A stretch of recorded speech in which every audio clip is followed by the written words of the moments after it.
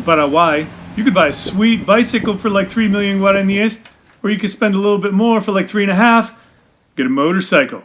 This time on Bike Physics, the motorcycles of Paraguay. The black one I bought in 2013, rode it, gave it to my father-in-law. Red one, 2016 adventure. You could buy them in pairs. There's an old classic, a newer one.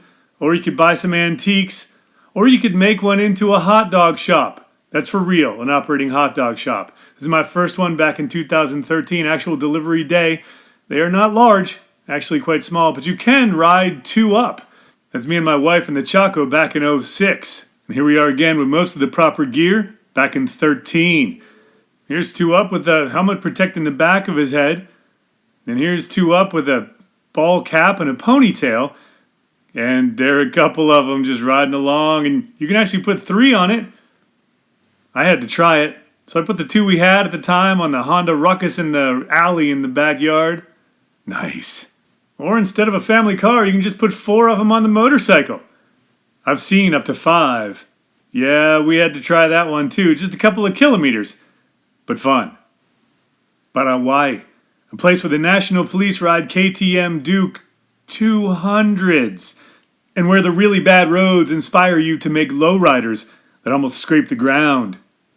Where if you have some motorcycle wheels, you can make a cart drawn by a human, or pushed by a human, and put just about everything in it, including the kitchen chair.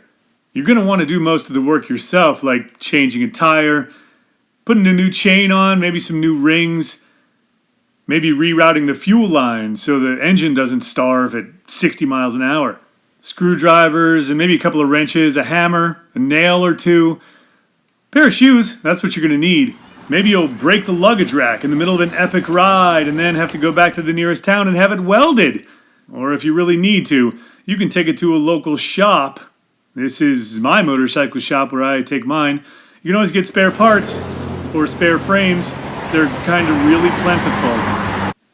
You ride a motorcycle to get off the buses. They're packed in the morning to overflowing and in the afternoon and evening, and it's never pleasant to ride, and there's really bad traffic everywhere, and if you're a woman, sometimes you get groped, and it's not fun. So the motorcycle, like the bicycle early in the 1900s, is a tool of liberation. And if you can't afford a truck, you might be able to afford one of these things. Some of them are really nice. His Piaggio is actually enclosed, and just like that cart, you can carry just about everything on it.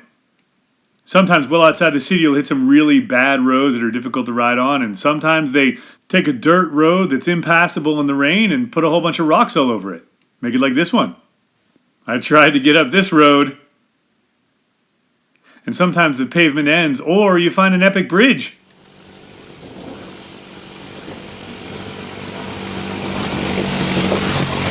BMW R1200, the one I ever saw.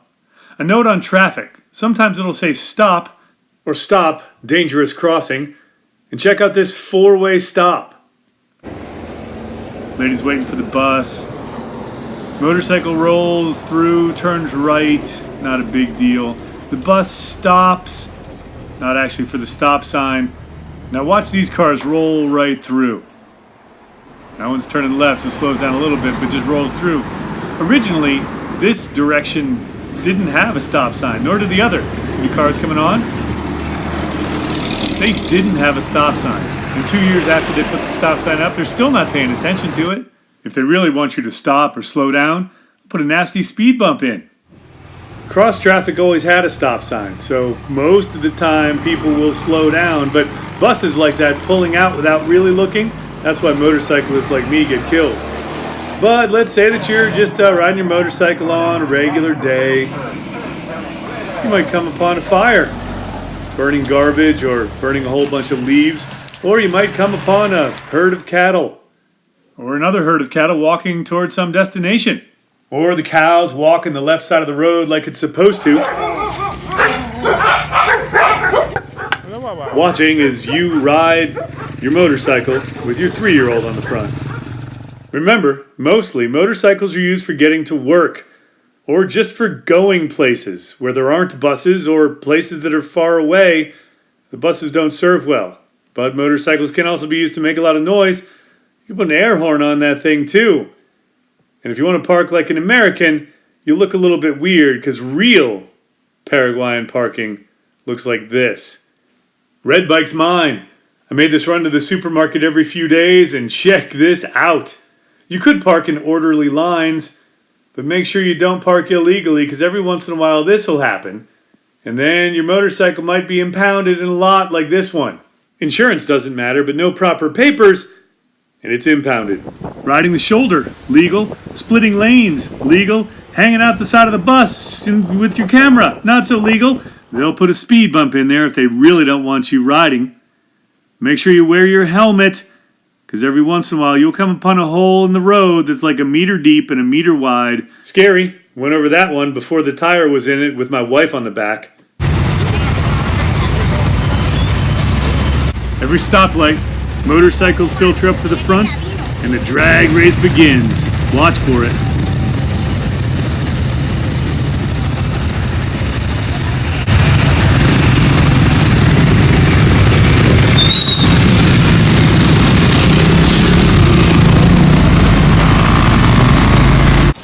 Those exhaust pipes get really hot, so don't back your leg up into it or you might have a tattoo that's a permanent reminder of the fabulous adventures. Keep your lights on and don't get hit by a truck. The motorcycles of Paraguay, some of my best adventures ever.